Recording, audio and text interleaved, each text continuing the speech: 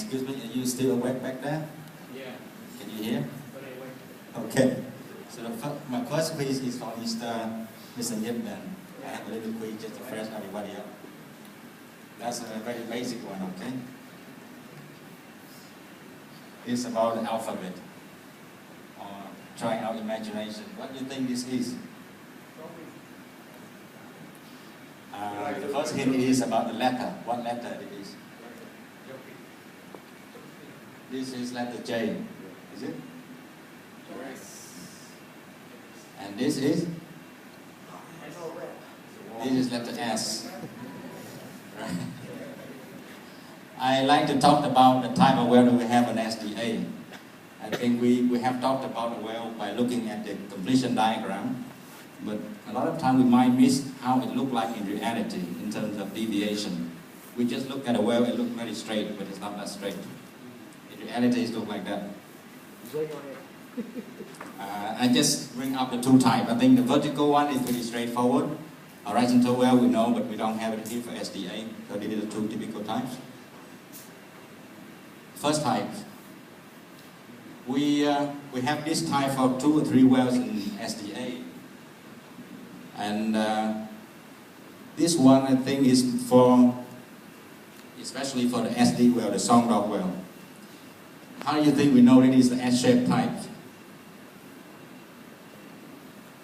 From where we know it's S-shaped?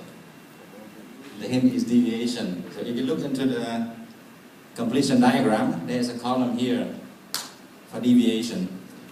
And look into that, it's not so clear in here. But if you look into that, you will see the deviation will increase, and it stops, it will not fall down, will not fall back. So it's J type.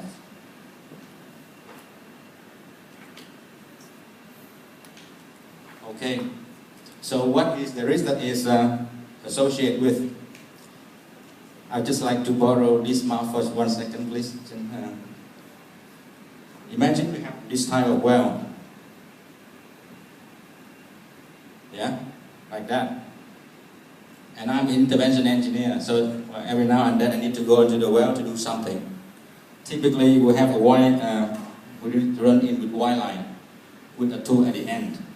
The wire line tool just look like that. It is the wire line, the wire, and it is a tool.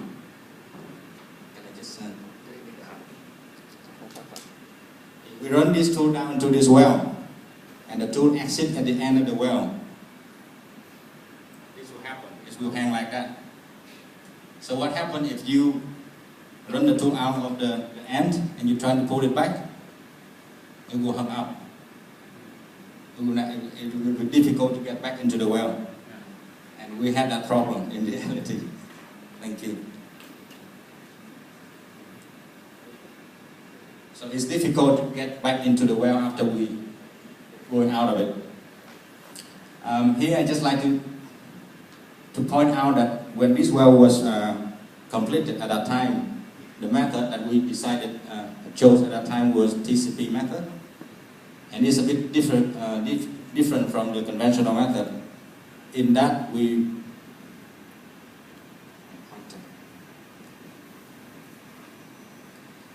run the completion and the TCP gun at the end, or at one time. We don't run 2 times. So we run everything down, we set the packer, only then we fire the gun here and fire the gun here.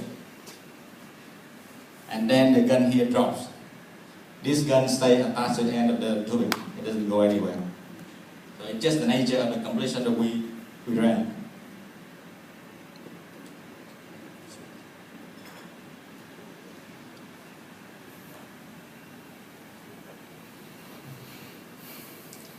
Right. So the last line, and you can see the disadvantage that comes with the short string type of completion is that if we want to get access to a thin zone just above the gun here, is not possible. We have run through this scenario 3 times. I think for 3 wells in the SDA, and we realized that we couldn't do anything about it. We thought it looked that simple that we can just cut the tubing and let this little red piece here drop, but it's not like that. It's physically clamped into the long string. Mr. Nghi, during the completion stage, why was not the well completed by the perforation? Why it was not by TCP shoot and pull? Why it was decided by ITCP? What was the reason? Sorry, I cannot answer that question. I'd just like to present to you what has been done. Okay, I'm not the guy who decided that. All right. Just so people to be aware of what we have now. I think what I can say there is, I think the focal point here is cost at that time. We're trying to do everything cheap. You see, everything is run at once.